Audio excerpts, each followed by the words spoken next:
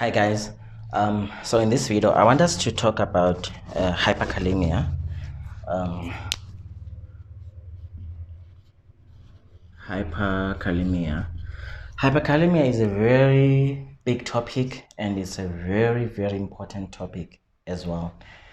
I've seen about 3 patients demise from hyperkalemia in my short career. Since I started my internship, I've seen about 3. Yeah, they had other problems as well, but hyperkalemia was thought to be the main reason why they demised. So it's a very big topic, and I don't think in medical school they really cover it so well to make us to really understand it. Or I don't know, maybe during that time we are still under pressure to pass and all of that. But it's a topic that is worth sitting, reading about it, studying it, analyzing, and doing all sorts of things to make it so that we can you can understand it. So hyperkalemia. When you talk about hyperkalemia, you're talking about potassium that is more than. So the normal range, some sources or labs they use 3.5 to 5.5, of which I believe is very high. 5.5 is very high. Then there are those that use 3.5 to 5.0. Then there are those that use 3.0 to 5. So, but we're gonna use this one in this discussion, 3.5 to 5.0 as our reference range. So wherever you are, just look at your lab, the lab that you're working, what value do they use, and then proceed from there. So before we can really talk about potassium disorders, we need to talk about the normal physiology. So we all know that potassium, this is our cell, this is our blood vessel. So we all know that potassium is largely, first of all, it's a cation, meaning it's positively charged, and it's a mainly intra cellular ion. This is about 98% intracellular and just about 2% in the extracellular. So the total body stores is about 3,000 milli equivalents. That's a lot, eh? That's a lot. And we know that it is the second most abundant cation in the body. Cation. I think the first one is sodium. So we know that inside the cell there's like a lot of potassium. Lot of potassium in the cell. Lot of potassium in the cell. Lot of potassium in the cell. And then a few here. This thing of having potassium being 98% inside and 2% outside, it's very important so that our cardiac cells and our skeletal muscles can function well. These concentrations must be maintained like that. That's why a shifting of potassium from the inside to the outside is dangerous, because remember, one of the crucial roles of potassium is in the action potentials. Hence, when you've got disturbances, you get ECG changes. Because when you get ECG changes, it shows that the action potentials of your cardiomyocytes are affected by the hypo or hyperkalemia that you are having. So it becomes very important that the concentrations are maintained in this ratio of 98% to 2%. We need potassium outside the cells. We need it, but in small quantities. We need it more to store it inside, to keep it inside the cells. we need it inside there. So we don't want a vice versa. We don't want a potassium that is too much on the outside and too little on the inside, because that will disturb our electricity in the body, conduction, our action potentials, and our conduction and all of that, and the nerve impulse propulsion or transmission is going to be affected. So we want it to keep in check. And also, even if labs have got different values, but they are very close to each other, because there isn't a lot of room to play around with potassium. It's like a very dangerous sort of like a metabolic problem. So when you take food that has got potassium, you want potassium to spend a little time in the extracellular space, but you want it inside. So there's a guy here called sodium potassium ATPase pump. ATPase pump. The main job of this, look at this, guys. You've got potassium that is here. You want to take it to the inside of the cell, but the problem is that you already have a lot of potassium inside there. So which means for you to take this potassium to the inside of the cell, you are gonna be working against its concentration gradient, because here it's higher, here is lower. The concentration here is lower and the concentration here is higher. So it means you need to pump these few potassium ions against their concentration gradient. And for you to do that, you need a pump, you need an active transport, you need ATP for that. You can't say you're gonna move it down its concentration gradient, because you wanna move it from this side to this side, and this side there's a less concentration, and this side there's more concentration. So it's against the concentration gradient. So you're gonna need ATP. And remember what this pump does. It pumps in two potassium ions to the inside and takes out 3 sodium ions, just like that. So there's 2 in and 2 out. So this thing is very important, guys. It's very important. This pump is very important. So sodium, not sodium, guys, sorry about making this mistake, ne? Please bear with me if I make it again. Potassium will constantly move from the intracellular to the extracellular, because the concentration this side is higher, so it's gonna move down its concentration gradient. It's easy for, let's say this is the concentration gradient of this potassium. There's a lot of potassium here, a lot of potassium, and then there's a few potassium there, there's a lot here. It's easy for potassium to move down here. It just rolls itself and goes there, because it's down the concentration gradient. So it's easy for this potassium to move from here to here, because it's down its concentration gradient. If this pump was not there, you were gonna end up having a situation whereby a lot of these are coming this side and you develop hyperkaleamia. But to make sure that as much as you keep moving from here to here down the concentration gradient, you keep pumping back against the concentration gradient. So this ATPase counters this, so that you end up not having a much of a difference in concentration, so that physiologically you can function. So potassium will keep moving down here, will keep moving down there, but this pump will reverse the potassium that are coming in, so that you maintain electroneutrality. So that's what I wanted to say. So that pump becomes very, very, very, very, very crucial, because without that pump, it means you are gonna have potassium that moves from here to here, but because we know that without an active transport, we cannot move from this side to this side because of the concentration gradient. So you're gonna keep having this, but keep it's like if in a class you you introduce 2 students, and then outside the other window 2 students, they leave.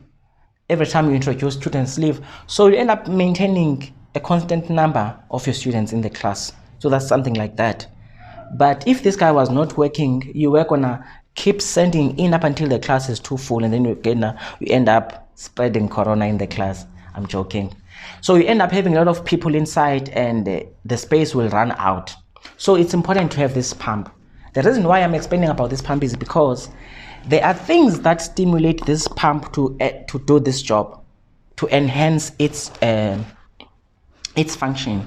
Those things are things like insulin, things like beta-2 receptor agonist, and things like exercise. I just want you to, so I'm saying these 3 things, I'm sure there are other things as well. These 3 things, they are able to stimulate the sodium potassium ATPase to pump potassium from here to this side, and these are the things that stimulate that. And there was an article I was reading some time ago. I want to tell you a story about insulin so that you can remember it. So this story is, so in one of the I think it's one of the European countries, there's a bodybuilder, a patient that presented to the hospital about 4 days after he had he's a bodybuilder, so he was a bodybuilder, so he presented 4 days after a competition. So he presented unwell, and then they found him to be having hyperkaleamia. So it turned out this guy, the explanation was that after the competition, he started binge eating. And obviously we all know that when you eat, you get a lot of endogenous insulin being released, and that insulin, the way it was released so much that that insulin activated the sodium potassium ATPase, and then the pump started shifting potassium from the intravascular compartment into the intracellular. So that guy developed hyperkaleamia because of that. So what I want you to remember is that insulin stimulate that ATPase, and it causes that ATPase, as we all know, it causes a shifting of potassium from the outside of the cell to inside the cell. Yeah, this thing reminds me of refeeding syndrome. But in refeeding syndrome, yes, in refeeding syndrome, you also do get some kind of hyperkalemia, but it's mostly your phosphate that is affected, and your magnesium and other things as well. So it's something that is sort of like similar. But with refeeding syndrome, obviously, it's about it's total parenteral nutrition that you get, and all of that. And you know, another thing that so this one is the common one that we all know, beta-2 receptor agonist, like your albuterol, your salbutamol,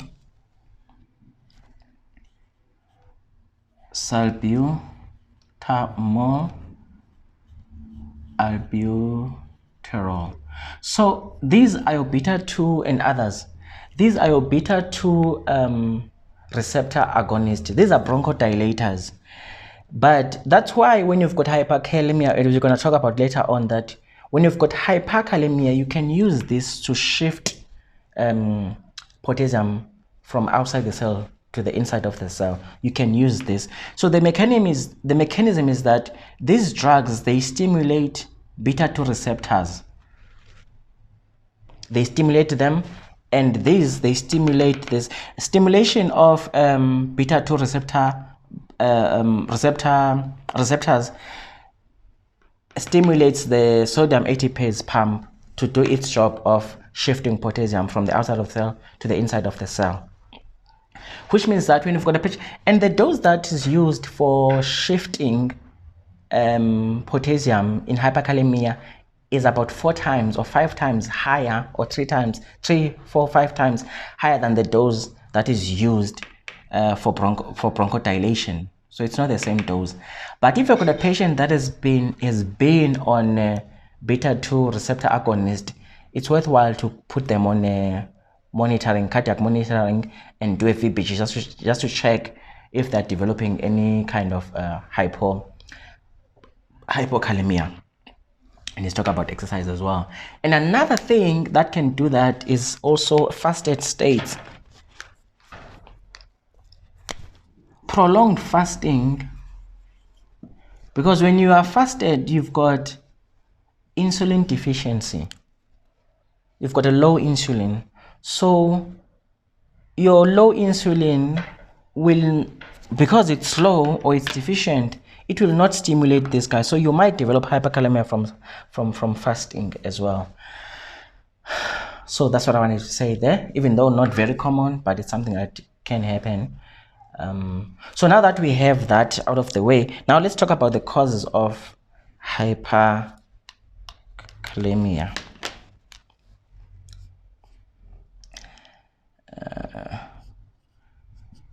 So there are 3 mechanisms. It can be an increased intake, or it can be shifting, meaning shifting from the inside of the cell to outside of the cell, or it can be excretion impairment.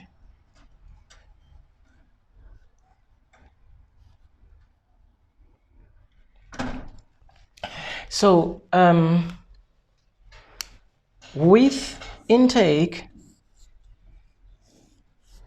there are 2 possibilities there. You can have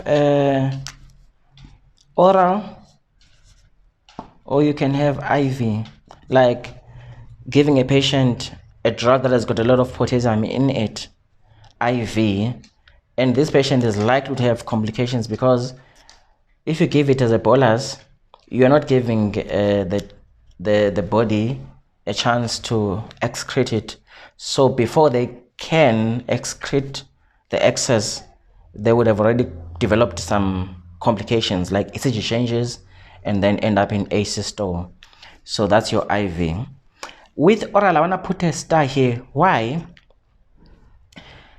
So it's hard, it's very rare to get someone develop hyperkalemia from this alone. For you to develop hyperkalemia from oral intake, you must be having a problem with your excretion. If you are a normal person, your kidneys are normal, the function of your kidneys is normal, you don't have any kind of renal impairment, you are unlikely to develop hyperkalemia from just intake alone. So for you to develop hyperkalemia from an oral intake, doesn't matter how much potassium you're taking, it means you must have some kind of renal impairment. And there's this concept that they call it potassium adaptation. There were so many studies that were done about this thing. So in this, the concept is like, okay, when you have an increased oral intake of potassium, the body takes the deficit, if there was any deficit, maybe in the intravascular or in the intracellular. After that, whatever that is excess is taken out via the urine. So it gets to a point, and this thing happens within 24 hours. So it gets to a point whereby if you are taking excess, the excess that you're taking, the same amount is the one that leaves the body via the urine. So that's called potassium adaptation. You get to a point whereby whatever that is in is taken out. So as long as the renal function is fine, the excretion is fine, urine output is okay, GFR is good, the chances of developing hyperkalemia from oral alone are very slim. The problem comes when you have a problem there, like a patient who's got renal failure. patients got a renal failure, they can have potassium-rich food and develop hyperkalemia because they're not excreting the excess. Like, that's why patients who are on dialysis are advised to decrease or to even stop taking potassium-rich food. I'm reminded now about potatoes. Potatoes, they're even advised that they must soak them overnight to remove the excess potassium. Because if you soak potatoes overnight, apparently it removes a lot of potassium from the potato. Then you can cook it in the morning. But other than that, things that have got high potassium should be avoided by those patients because of this, not because anyone can handle a high potassium intake as long as they've got a good renal functioning. That's what I'm trying to point out. Okay, that's that. Now let's talk about things that cause shift. These are the major causes. These are the major causes of hyperkalemia. So with the shifting, I'm going to put catabolism here, or other word, tissue destruction. What happens? We said that potassium is an intracellular cation. So when cells are being lysed or are broken down, they will release a lot of potassium. So things like trauma, and it turns out both crash and non-crash injuries can cause hyperkalemia, even non-crash. Trauma, remember hypothermia? Hypothermia damages cells. So those cells, after being damaged by those cold temperatures, they will release potassium. And then you've got things like burns. You cannot not talk about burns. Especially the higher the total body surface area, the higher the chances of developing hyperkalemia from burns. And also we have got cytotoxic drugs like your chemo drugs and the radiation. I believe our colleagues that work in oncology, they deal with a lot of I'm sure they are experts in hyperkalemia. So I'll leave catabolism there. So now let's talk about acidosis. This is a big cause as well, and I want to put it out there at this point that acidosis that causes hyperkalemia is metabolic. The others, the respiratory, they say it does cause, but it's not significant. The one that causes significant hyperkalemia is metabolic. And also your organic acids do not cause it. Organic acids like lactic acid and ketones, like in DKA, they do not cause hyperkalemia. So why would a patient okay, let me leave this part for part 2. I wish I will upload now. I hope you enjoyed that. Thank you.